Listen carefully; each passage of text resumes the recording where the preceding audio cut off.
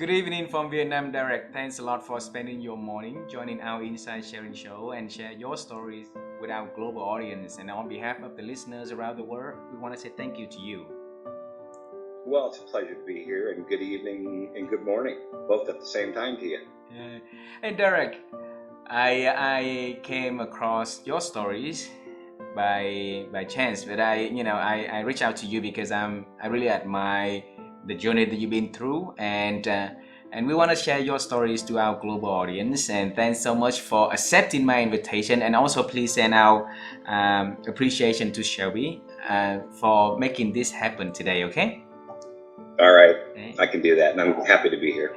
I would love to see you in person one day. If you come into Vietnam or I'm coming to Oregon, that would be lovely to have some beers together. I think we can work that out pretty soon. Hey, I think so too. I believe so too.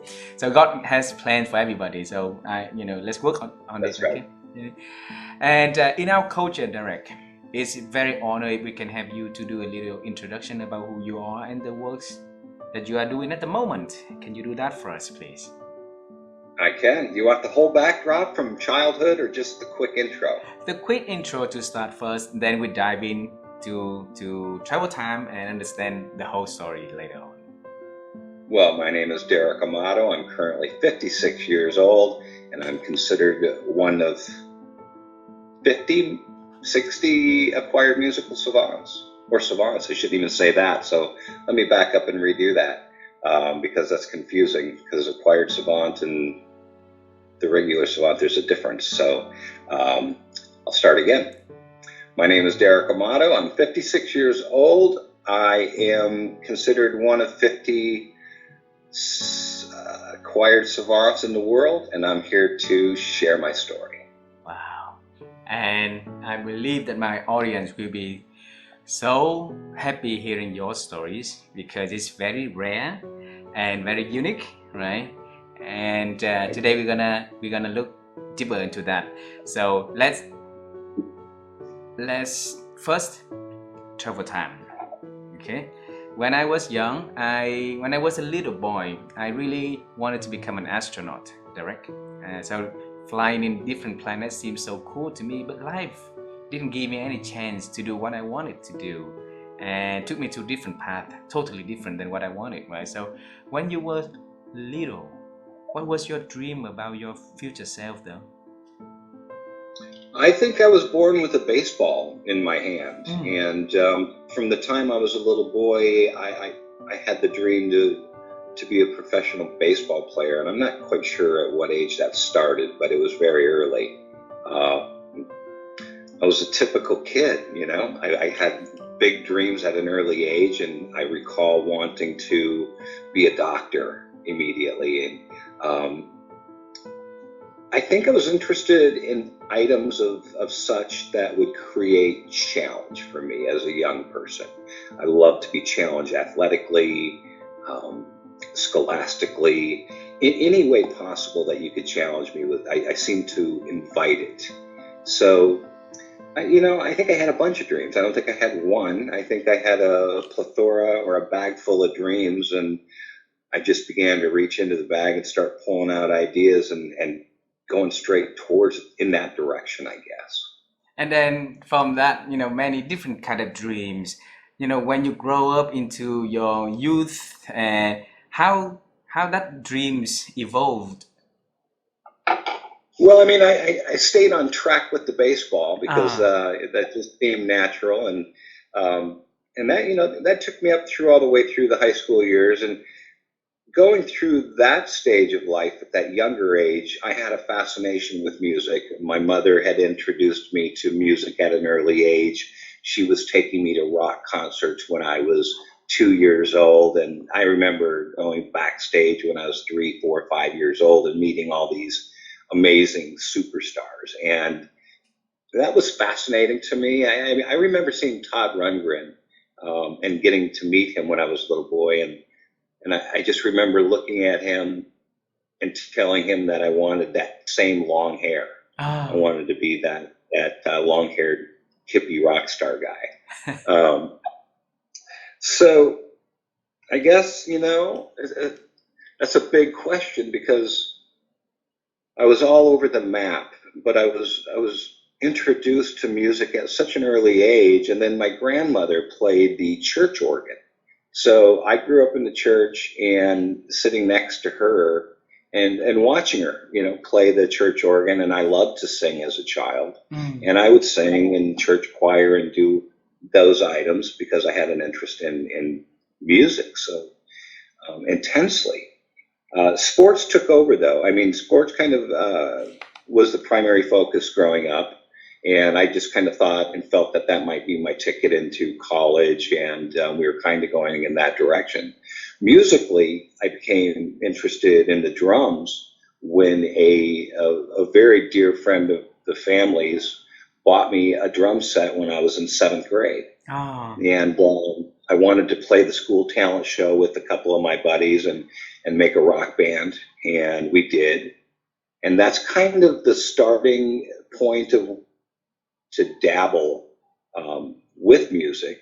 Uh, I didn't have any formal music lessons or anything like that. I just, bought a pair of drumsticks and started smashing things and just started making noises on anything I could.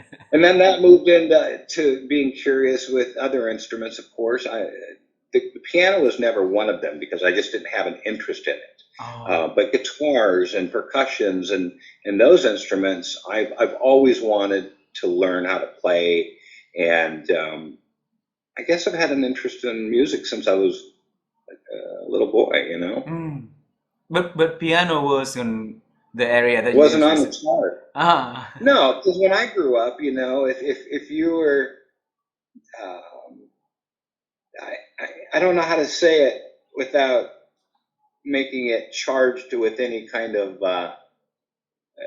everything we seem to say these days is taken out of a racial context and blown into a thing. But when I was a little kid, no one was taking piano lessons except for the little Asian kids, my friends that were the. It seems like the Asian culture introduces music to children at a very, very early age. So back when I grew up, when I was a little boy, I only seen a few Asian kids taking piano lessons, and I didn't have an interest in that. I Mm. didn't think it was a popular thing. I'd rather be playing baseball or football or, you know. So now we're seeing, of course, that music has grown and there's piano lessons are everybody's lots of kids are taking piano lessons, but I'll I'll I'll stay pretty strong on my stance with I believe the Asian culture has introduced their children to music, and it seems that the piano is that magical instrument that they all seem to play. And so Derek, so I can assume that you had a long hair back then, playing or guitars, right? How was living a life, as the with your bands and travel and play? How was the experience for that? Well, I mean, I was just a seventh grade kid, so we weren't leaving town to go play a gig in Hollywood. We were Uh, just it was the junior high school talent show, so I don't think we were going much further out of town than that. Um, I was a cross between that long-haired kid that wanted to be a rock star and could also throw a baseball pretty hard. So I was confused on what I should do, I guess. so at the end, what did you decide between the two, being like a superstar football player or a superstar rock star? um, I learned quickly at an early age that becoming a rock star or an actor or an actress or a doctor or a lawyer, it just it's for a certain group of people, and I think they're the elite. They're the upper tier of that talented circle of folks that work in those industries. And I knew that my chances of making it as a professional baseball player were very slim. I knew that the chances of me probably going to law school were pretty slim because I just didn't think I could stay in school that long. So I decided, that I should probably go in the direction of corporate America and wise up a little bit. And, Oh, you know, it wasn't up until the time I had my head injury in 2006. Um, that's when I really made the decision on, okay, we've discovered this new area of giftedness. I'm working in corporate America. What are you going to do? What are you going to do with this? What are you going to do with that? And it's complicated because your initial thought when something so profound happens is to go share it with the world and maybe do a music tour and maybe do these things and these things. And it's a beautiful dream, but it takes support, it takes money, it takes people, it takes teams, it takes all kinds of things that make it a complicated journey. And I decided at that time that, I was 40 years old and I knew I was ready for a change in my life. I had oh, been grinding in corporate America, working 70, 80 hours a week in telecom. And I was ready for a change. And I just decided that if I'm going to try this, if I'm going to try and be a musician or a speaker or work in television and TV and film, that I'm going to have to obviously try and do it full time because you can't, it's pretty tough to work a full time job and try and be a full time entertainer. It's just, and that's what I think all of us, that's the monster we all try to tackle in this industry is how do I work and make a living, support my family? And well, you don't. You either go all in and somehow figure it out, yeah. or you struggle. So the struggle's real. It's just like they say, it's an incredible journey trying to find your way to where your talents might take you, Mm. and that they can afford you to go. So I've just kind of hung in there over the years and taken it on full time. So I've kind of divided it all into sections of my capabilities, meaning parts of the year I'll perform musically, Mm. parts of the year I will speak on behalf of giftedness, share my story on that platform, and then some of the year I'll work in television and film. And that kind of started to build my calendar where it did become the full-time thing. Mm. And ramping that up and making it to where it's a viable situation to where you can support yourself, your family, and others around you.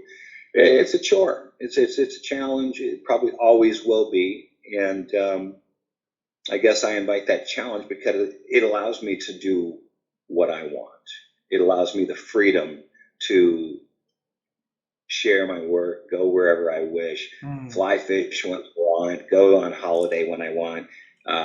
It just gives me the freedom, and I think that's the appealing thing to me is having some space in my life to just simply do what I wish. And I don't want that to sound selfish in any way, because what I would like to do is give of myself to certain organizations and items in this world that could use a little help, could use a little push, could use a little of my labor. Mm. I'm happy to contribute in any possible way I can still. Mm. So now that I'm physically able again, and walking and talking, I'm ready to get back to work, and I'm excited. And so, now that we've started development for these other projects, I'm thrilled. Beautiful. So before the accident that happened, when I read about your stories, there was years before that, couple of years before that, you were very in bad situations financially also, and then tell us that period of time, would you? You know, I took on. I grew up in the mixed martial arts industry, and back in about 1990, probably 1996, 97, I kind of jumped on the Gracie Jiu Jitsu bus and became fascinated with that art. My father is a Kung Fu Sansu guy. I had dabbled in that all my life, and then I became fascinated with the Jiu Jitsu thing, and so I kind of rushed into that area and went into the mixed martial arts, and I guess I'm somewhat of a risk taker because I thought I could, build an event and produce a project that would create revenue that would allow me to, you know, uh, sustain myself. And unfortunately, being the only investor, I couldn't carry the load and the financial responsibilities of something that size. And I just put my eggs into one basket, and you know, I had some great experiences Mm. working in the industry, and I had some tough ones. But all the tough ones were all basically finance challenges. It wasn't problems with the industry or the individuals or the athletes or the managers and promoters. It was always on the financial side of struggle. It was never the other. Mm. So, and then there just came a period of time where I just had to say, one of those moments again where I said, well, are you going to continue to try and build that project, or are you going to go back this way and work on that one? So, I've kind of been all over the map because Mm. I love exploring different ideas. I love building business. I love the chase of getting there. Mm. Derek, a lot of people when they face with challenges, and then they have to, and they gave up on their dreams, and they blamed life, and then they complain a lot. But you didn't. You just decided to, clear the history, clear what happened, and then move on and start something, start something new. So how did you talk to yourself back then, for you to to eradicate all the works that have been done in the past and then start the new path? Well, I don't think there's a magical secret to getting through that process. I think because I went through stages, and I'm still going through stages. I was angry, I was frustrated, I was challenged, I was.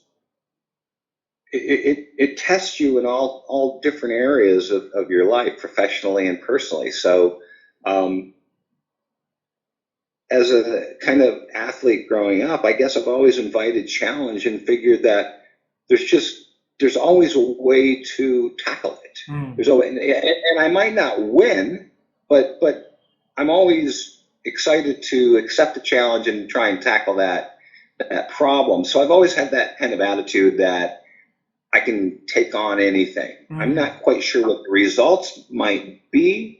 I'm hoping for the best, but I'll give it my all. And Mm. I think what stimulates that entire process is being surrounded by people that care, people Oh. that love you, and people that love you. I think, and quite frankly, I think love is that element that builds these items and these dreams into reality. So, Beautiful. I have some mentors, some people in my life that have simply pushed me Mm. and pushed me to be a better human being, a better father, a better man, a better businessman, a better friend. Um, and I've just taken all of those words that these amazing people have kind of put towards my life and my world. And I've built this treasure box of tools, and I just reach in and pull out one of those little magical, comments that they've made to me throughout the years and say, okay, well, this little sentence works for this moment. And I guess I have a way of gathering those trinkets from elderly or people that have been in business and life Mm. for 70, 80 years.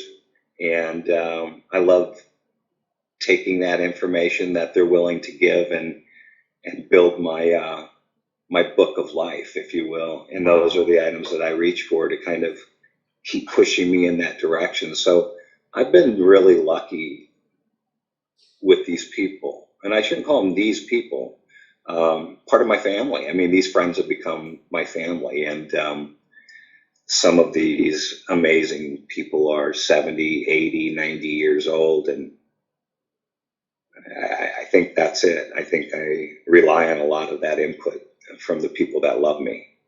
If you can pick one story, from the people that loved and cared for you during your challenging times and they lift you up, right? Would you want to share one story with us?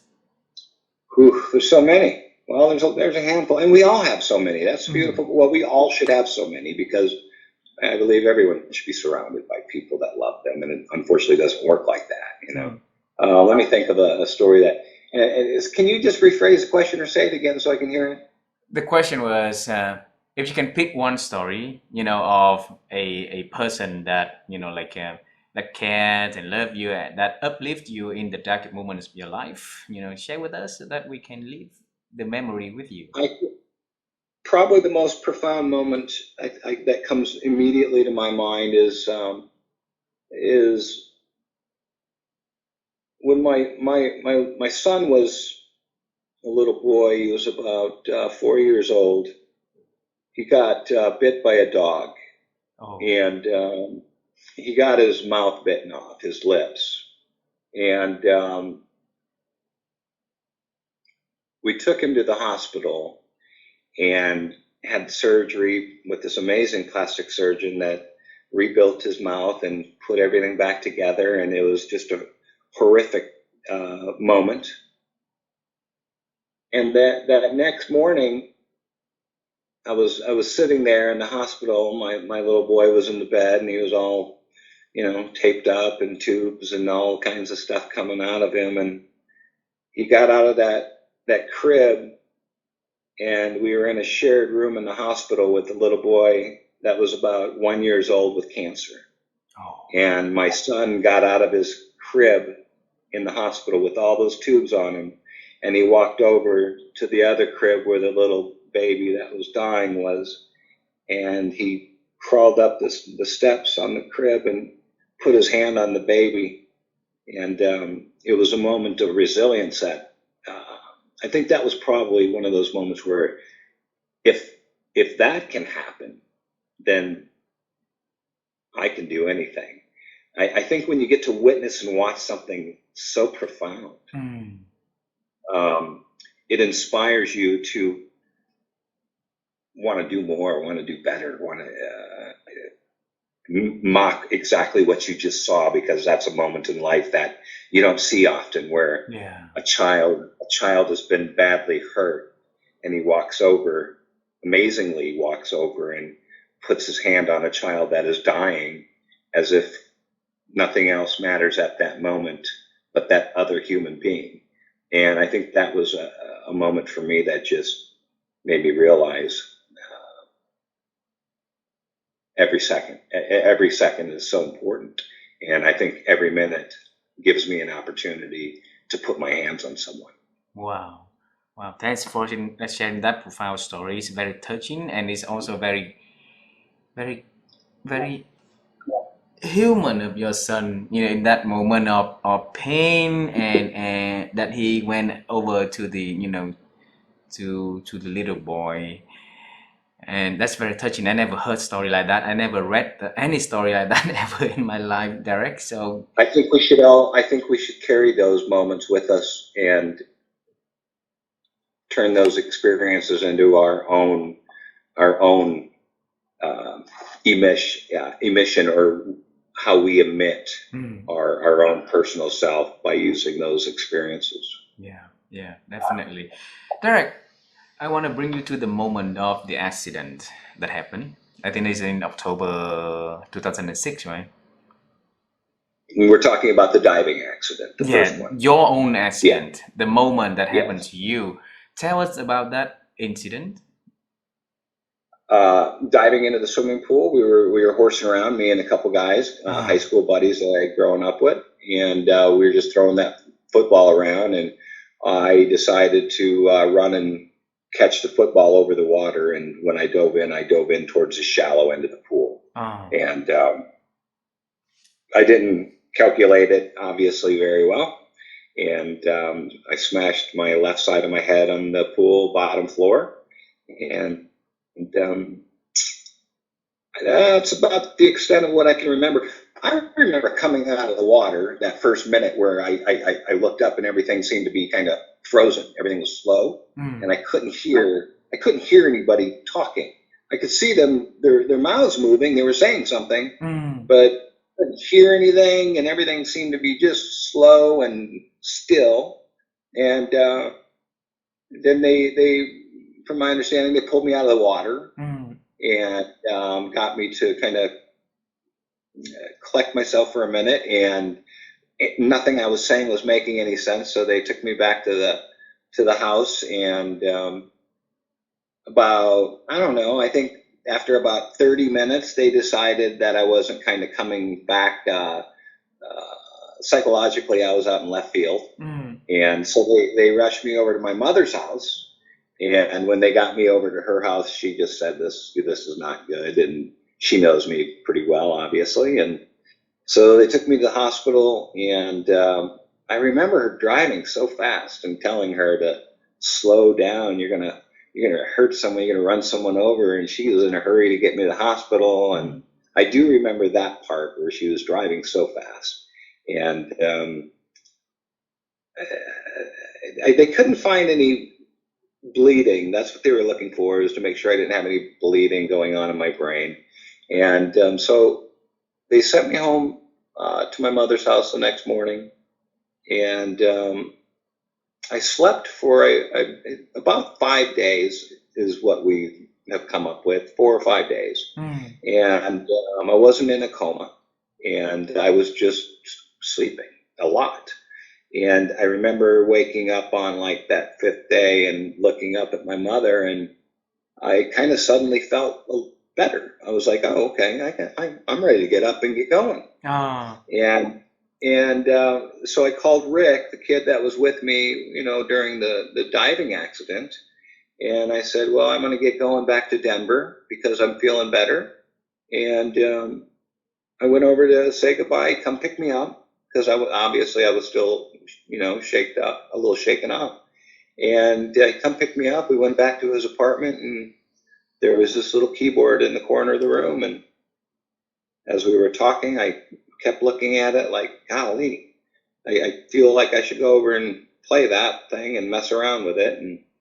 And so I went over, and he turned it on for me, and my hands just started kind of going all over the keyboard like I had been playing a long time. Ah. I was I was shocked. Rick was shocked.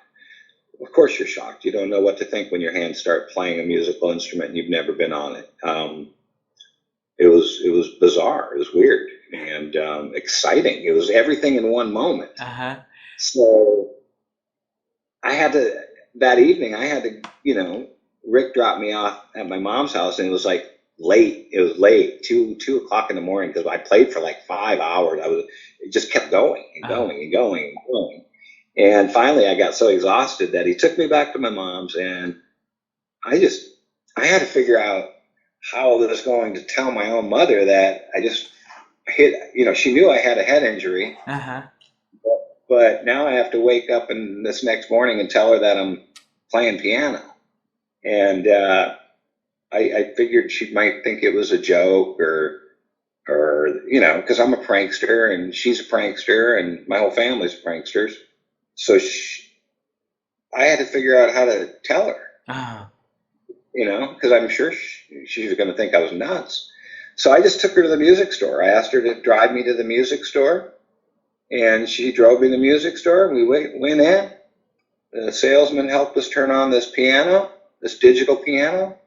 I told my mom to sit down next to me, and she sat down, and I said, okay, well, this is why we're here. And I started playing, and she started crying, and I started crying. I turned off the piano, got in the car, and drove back to the house, and it was a really quiet drive. And my mom's a strong Christian person, and I think when something like that profound happens to your child, I think as a Christian person, I think it was pretty clear. Mm. It was very clear to my mother that this was a moment of probably a little more powerful than us, and that we may be able to understand. And it was a very quiet drive home. Mm. And we both were aware that something beautiful had just transpired. Mm. And I guess our next conversation was, I think, what are we going to do? What do we do with this? And that's when I reached out to Dr. Treffer, from the movie Rain Man. I was like, I don't know who else to call because I don't know who else to call. This is new to me. Ah. And what did he say? What did they do? Oh, Dr. Treffer, bless his soul. He passed a while back, and he took me under his wing and said, it's going to be okay, kid. And he kind of started working with me, and we started doing phone and Zoom sessions. And I just became close to him real quick. He's like this fatherly figure guy, an elderly man that's brilliant in his craft in medicine. And I just fell in love with the guy, and I started learning of this thing they call acquired Savant syndrome. And they started introducing me to these other beautiful minds that are experiencing similar situations. And I started to feel like there was people around me that understood. Because when it first happened, I thought, oh my Lord, that the whole world's going to think I'm crazy. And I don't know how to explain this quite yet. And then once I started, getting introduced to a couple other people that had this gift, and these other doctors that were, coming into my life, it just started to grow my knowledge. It started to grow my interest. It started to grow my fascination. And with all of these people around me, we just started to build it into this beautiful story and journey of my life, because we thought it was relevant. And we still hope it's relevant, or I still hope it's relevant, whether it's scientifically, whether it's maybe to inspire another human, maybe it's to give someone a laugh, maybe it's to give someone a cry. There's got to be something in there for everyone, I would imagine, because of the level of curiosity that this topic brings. It's just one of those things. Derek, what happened to you is really, really rare in the medical field, and the knowledge that we as human beings have in this field is also very, very limited also. So so during the exploration process, was there a lot of challenges for you to re-exploring yourself and respond to the calling?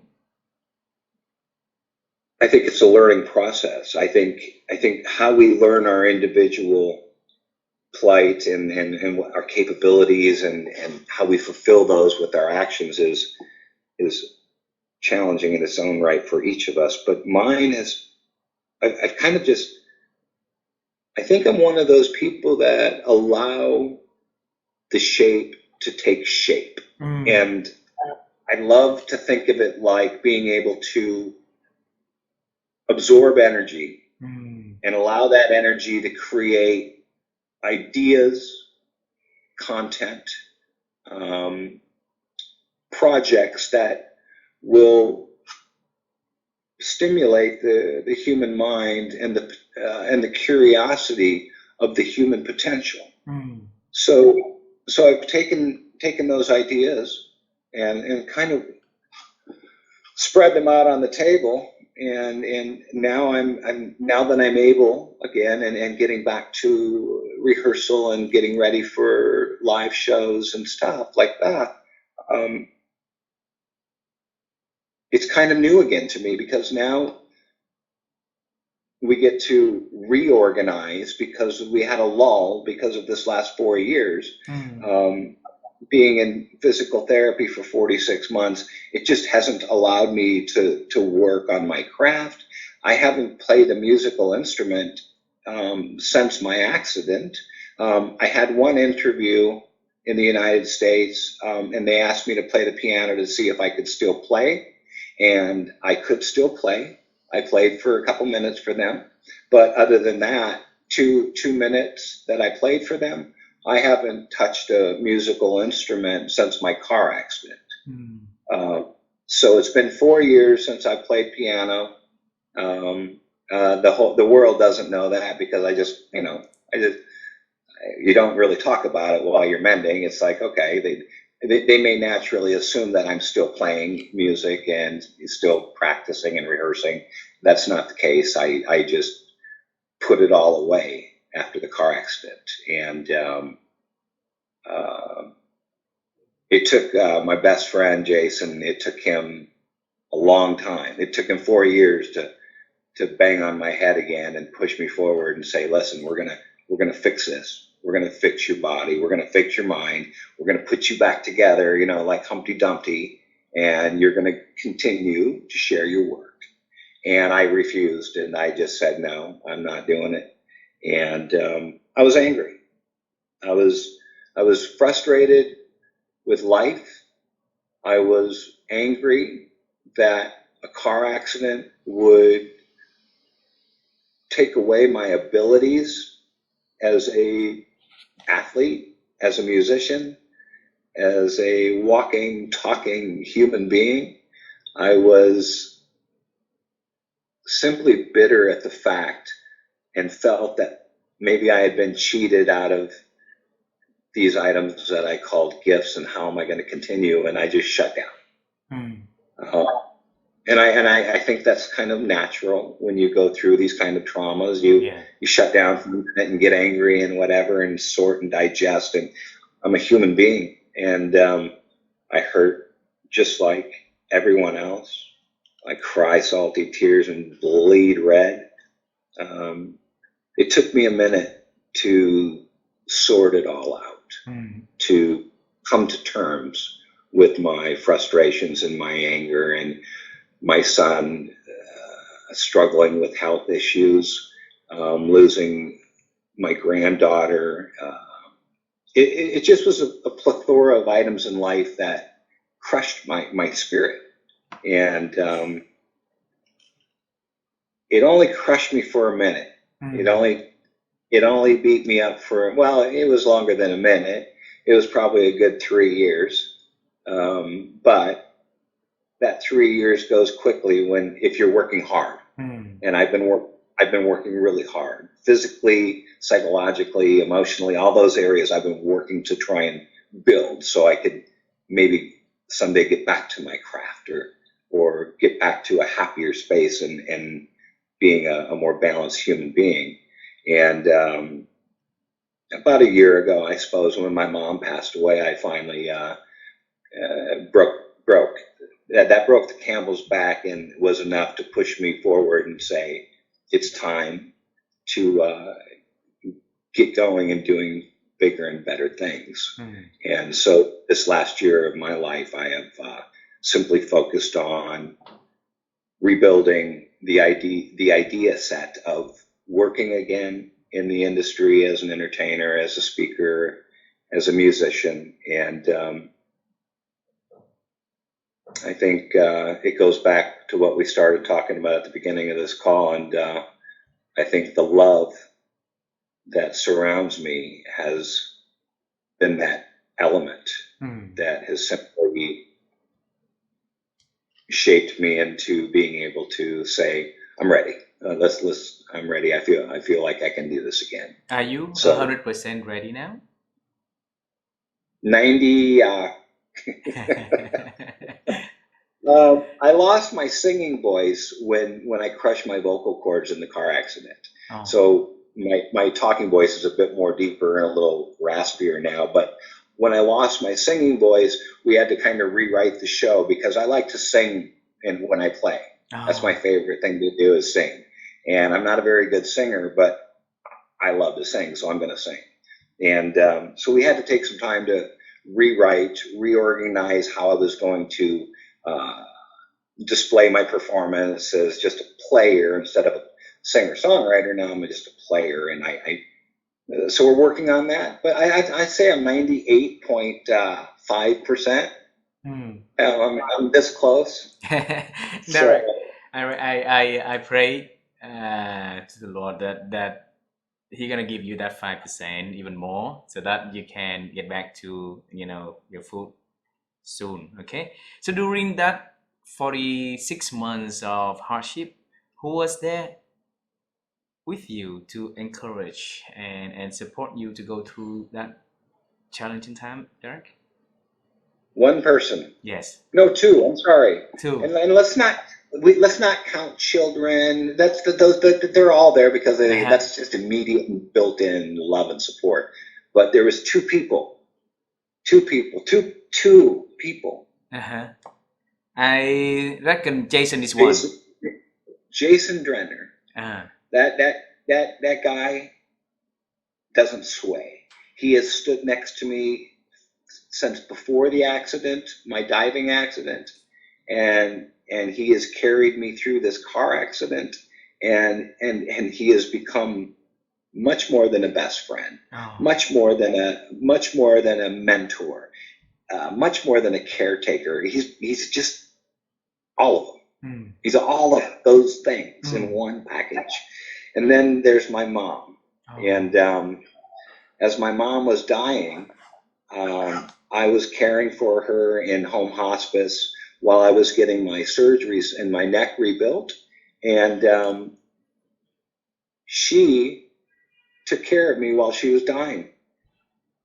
I don't even know how to put it into words, but the one person that couldn't take care of her own self took care of me when I couldn't.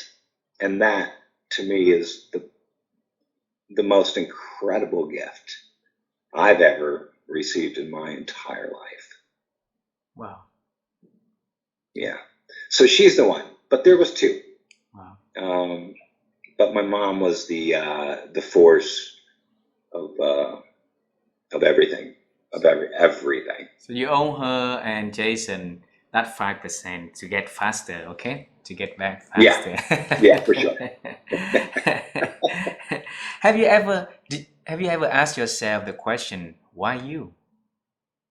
Yeah, I ask myself all the time that question because there's many there's how would I say that? There's definitely better people.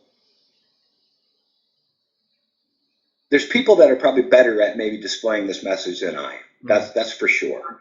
I seem to have no filters or very limited filters. Sometimes I use a naughty word in the middle of the sentence because that's the way I tick. My brain just goes that way. And sometimes I just sit here and think, why would I be the one responsible for sharing such a heavy story or such a profound thing? And the only thing I can come up with, the only kind of way to justify that question is, why not me? Yeah. Maybe why not you? Why not me? Why not anyone? And maybe when something is placed upon you, or you go through an experience, it could be any experience. Why not you? And why can't you take that and do something profound with it? Yeah. So I would like to think that maybe why not me? And why not you? And then it's just up to you to how you're going to share that magical, that stuff that's going to inspire and maybe change a life. So, yeah, why not me? Beautiful, beautiful. Derek, I have two questions before we end our conversation today. Okay. Okay. The first question is about thinking, because your situation is very unique, and I want to pick your brain on that. And my wife and I, we've been interviewed over 650 experts around the world, and we always ask them about thinking because we believe that any good change starts with good thinking. And if we can think well, then we can come up with something well to do, and that will lead into something beautiful at the end of the day. Okay, so if you look back at your life, all the good times, the bad, the ugly times, and how have you been growing your thinking over the years? Well, gosh, that's a great question, and I think these are questions for the world, not just Derek. These are questions for everybody listening in should be answering this question in their own definition. And I think that's what this is all about. But in my particular case, I think I'd like to think that I've always had the mindset that if I can learn something, I can take that something and share it. And just like planting trees, if I can plant that tree, I know that's going to grow into something beautiful and go from there. And if I can take an idea and do the same thing and plant it with another person. So I've always kind of trained my brain and my mind to just absorb. And it's not just reading a book. It's not just having a conversation with a philosopher or a doctor or a lawyer. It's about noticing everything in between. And to me, the study of life is everything in between. So when I look to the left over at that beautiful tree in my yard, and then I look over here at that beautiful mountain, I know both items exist. But what's important to me is how much I missed in between. Looking from the tree to the mountain, there's so much here in front of me between looking at the tree and the mountain that I'm teaching myself to recognize every situational and item in that transfer of vision over to the next view. So it's almost like I'm scanning as I go. And so instead of the tree and the mountain being the items of importance or what I'm acknowledging or what have you, I'm trying to pay attention to, after the tree, there was a homeless guy sitting on the corner that needed $1. And after the homeless man, there was a sign on the store that said closed for business. Then I want to recognize all the moments and things in between that next item, so I absorb and retain everything needed, everything I need to make my next move. And I try to do that in the most positive shape to where I can share it with another person or in some light that it's like planting a tree, planting an idea. And I like to take that stuff in between. And I'm learning this.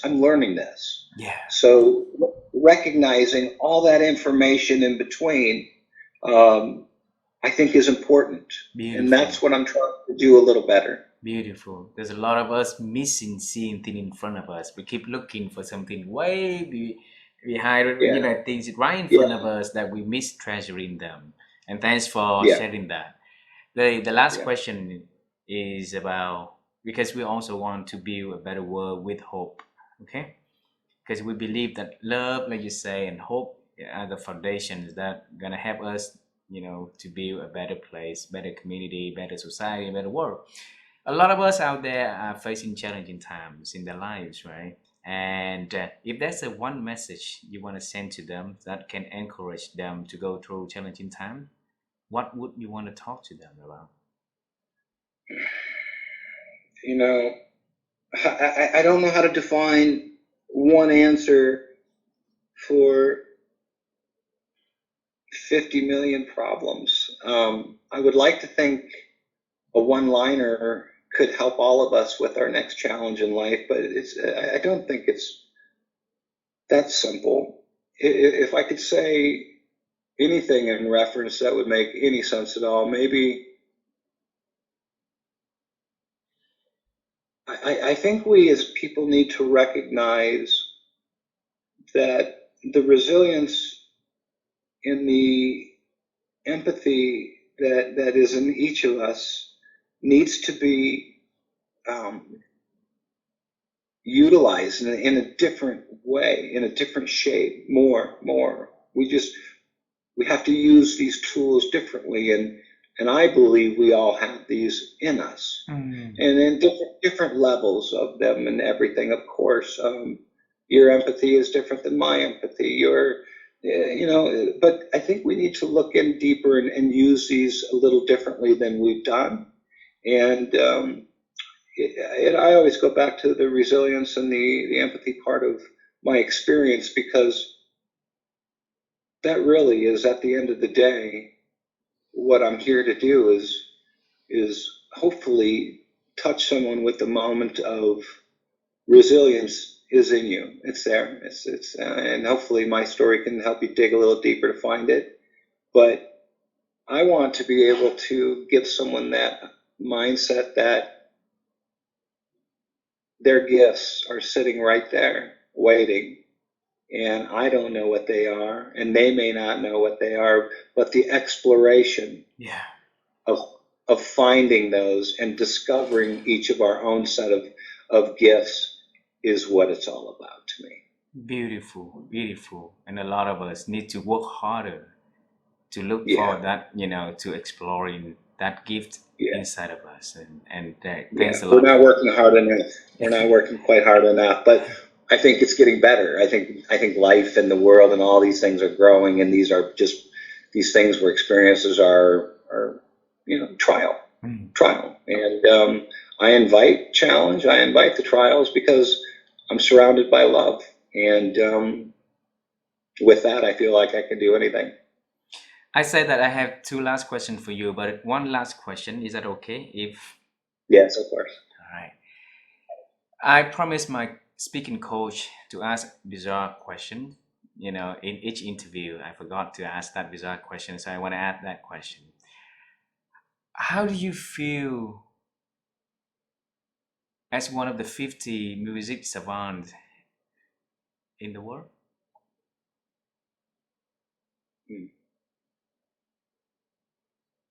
Well, I definitely feel special. I think that just naturally comes with a profound title. I feel lucky. I feel blessed. I feel fortunate. I feel like I was handpicked, quite frankly. And I'm not quite sure who handpicked me, but I feel like this is, I don't even know how to answer that question. Think about it for a second. Say it again, would you? Yes. How do you feel being one of the 50 music savants?